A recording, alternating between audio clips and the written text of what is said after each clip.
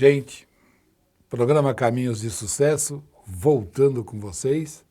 Hoje, especialmente, eu vou falar sobre um tema que, mais do que uma dica de treinamento, é uma dica para você que pretende morar fora do Brasil, seja com uma decisão pessoal, seja com uma decisão da sua empresa.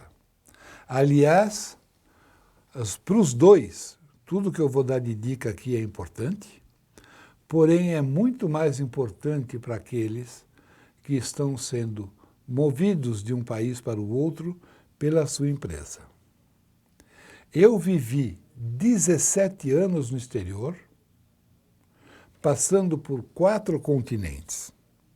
Eu vivi no México, no Equador, no Brasil, na Argentina, na Alemanha, na Malásia, na Austrália. Durante todo esse período, existiram países onde eu vivi 3 anos, 4 anos, 5 anos, 8 meses. Então, são experiências das mais diversas. E pelos países que eu comentei para vocês, vocês devem ter percebido que eu estou falando de países com culturas e com idiomas totalmente diferentes um do outro. Ah, Porcino, o que é isso? México, Equador, Argentina é língua espanhola? Não. Eles falam espanhol, porém cada um tem suas nuances e suas particularidades. Tem coisas num país que não significam o mesmo no outro. E que algumas palavras que são parecidas com o português também significam coisas totalmente diferentes. A cultura é totalmente diferente. Embora alguns países sejam andinos, outros tenham os maias como referência, nesse período todo eu ainda tive 3, 4 meses na Colômbia, trabalhando, na Venezuela mais 2, no Peru mais 3, mas a base residencial era no Equador, a família ficava lá e eu ia para os outros países e ficava fora esse período. Eu posso dizer para vocês que foi uma experiência de vida inigualável. Se eu somar tudo, eu estou falando de 17 anos vivendo no exterior, com família e tudo. Voltávamos ao Brasil uma vez por ano para visitar os parentes, que ninguém é de ferro. E tinha ano que nós nem vínhamos para o Brasil.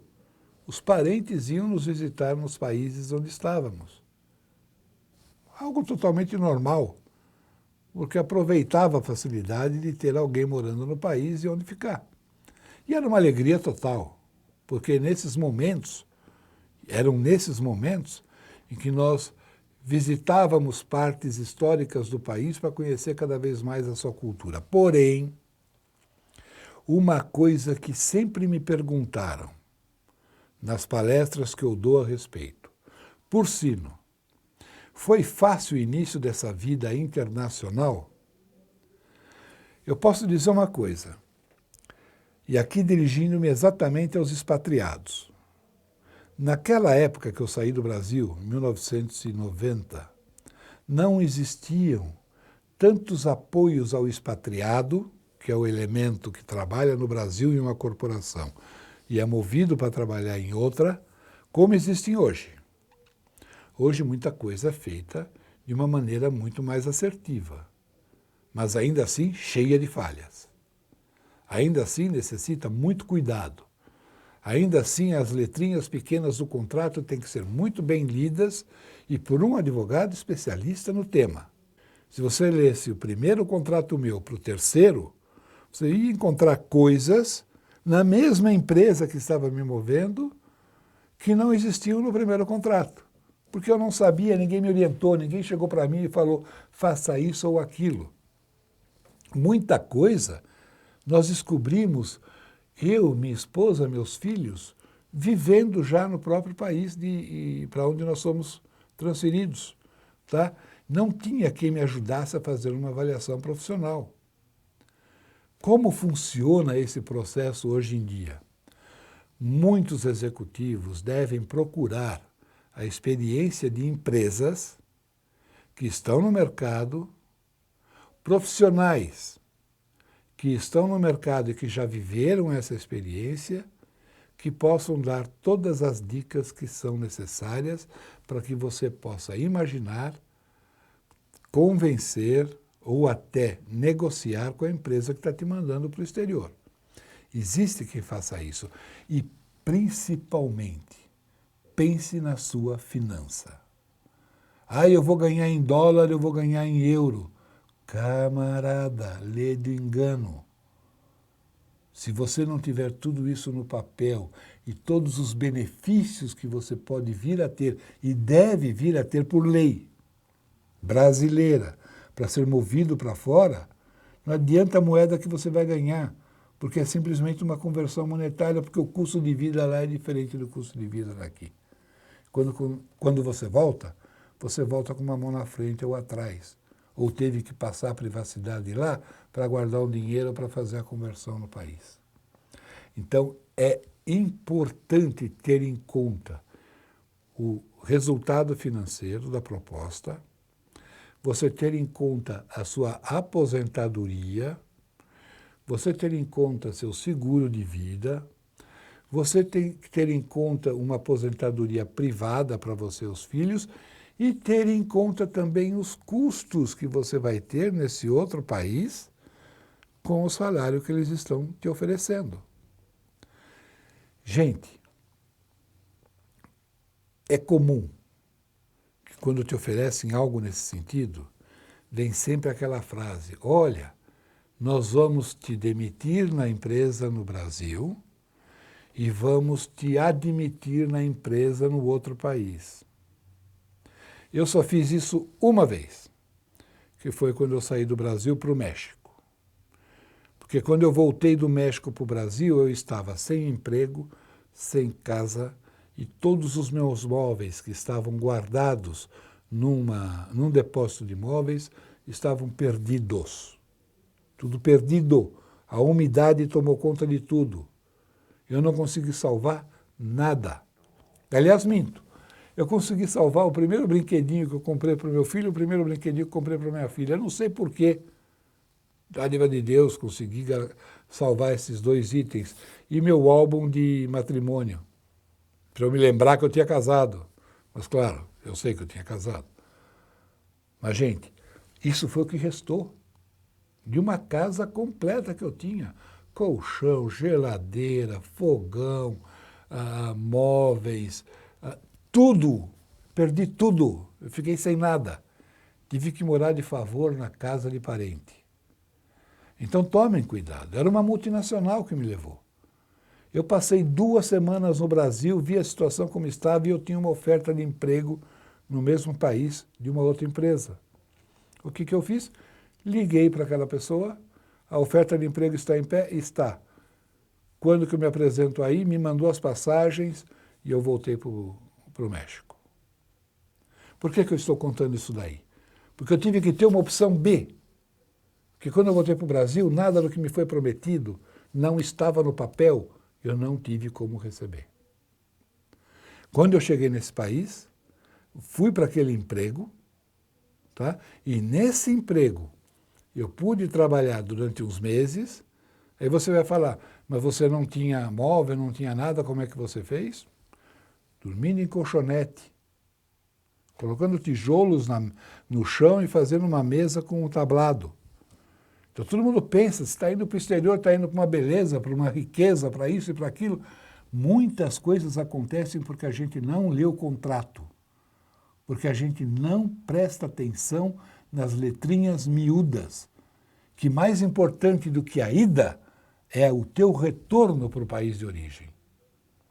O teu retorno para uma realidade que às vezes você ficou sem viver durante 3, 4, 5 anos. E quando você volta está tudo totalmente diferente, até a família. Então é importante perceber isso. É importante ter isso daí em mente. Existem 3 termos de expatriado. que é o que a gente chama de short term, que é até 18 meses, medium term até 3 anos e long term até 5 anos ou mais. Eu vivi 17 anos no exterior, eu passei de long term e olha, põe para frente isso daí. E tive um retorno no meio do caminho para o Brasil. Cuidado desse meio do caminho de retornar para o Brasil é a educação dos filhos. Eu tive uma luta muito grande para fazer com que meus filhos não voltassem no calendário escolar, porque lá fora eles estavam mais avançados do que no calendário escolar do Brasil. Então isso foi importante, que eu tinha aprendido já na passagem por outros 3 países, para que eu exigisse que a empresa que me levou na segunda vez, porque lá, além de eu ir para uma empresa local, passados 6 meses eu fui recontratado por uma multinacional. E essa multinacional, quando me trouxe para o Brasil para abrir seu escritório, queria que meus filhos voltassem para a escola nacional. Eu falei, não, não vão voltar. Vocês nos tiraram, vocês nos deixaram, colocaram em escola internacional, eles vão terminar o estudo até terminar internacional. A faculdade é outra coisa. E assim fizeram.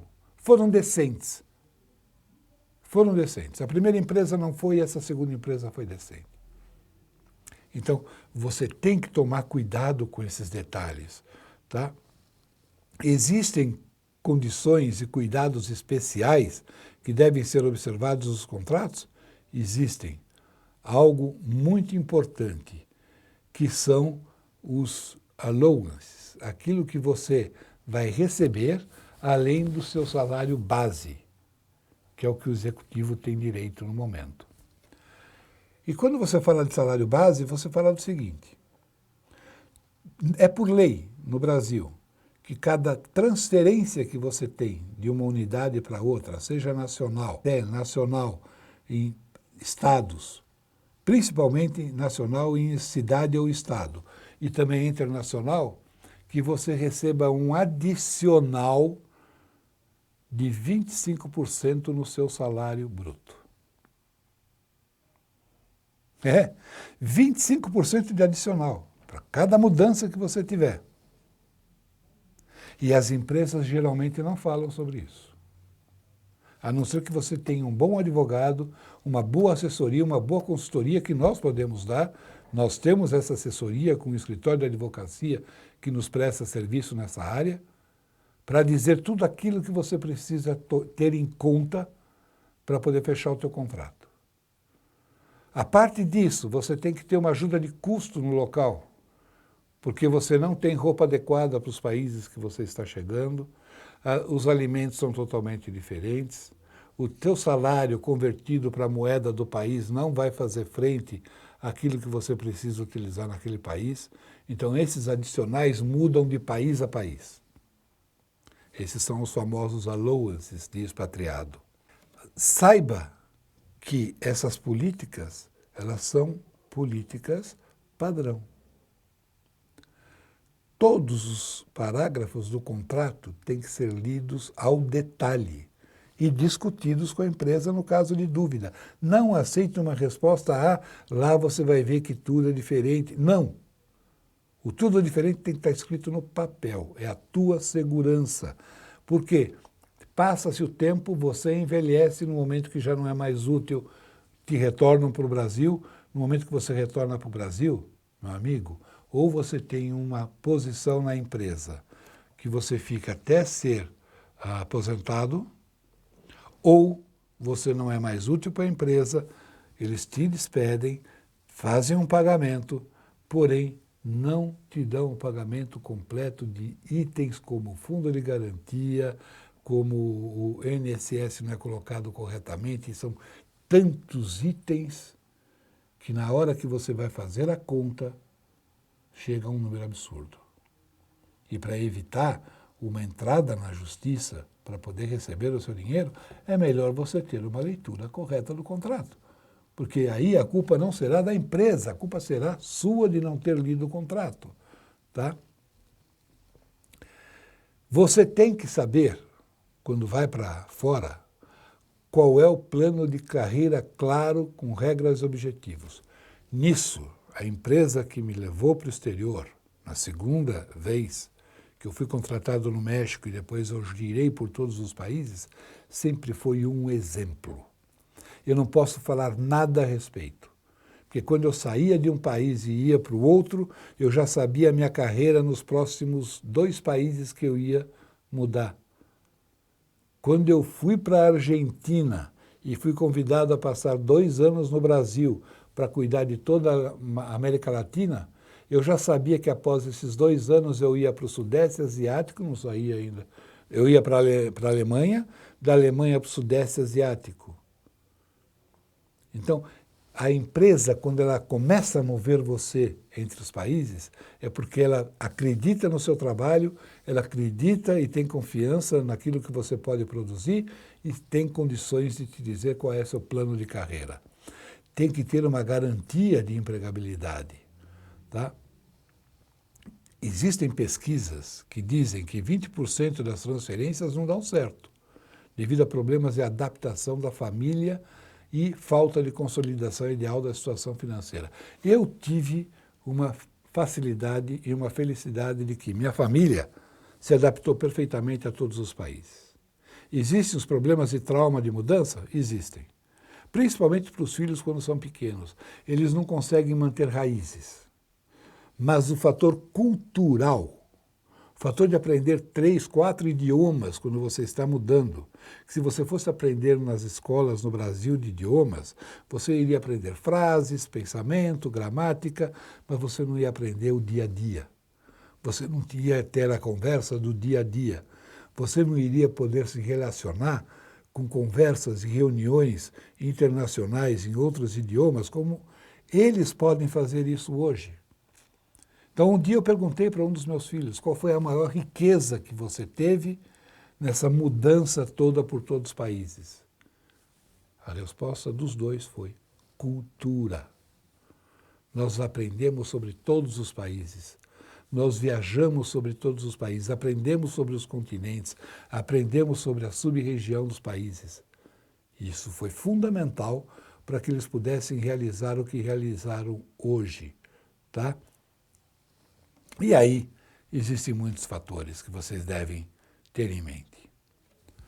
Valor de salário, valor dos allowances, valor do 13º, como são tiradas as férias, como são pagos os bônus.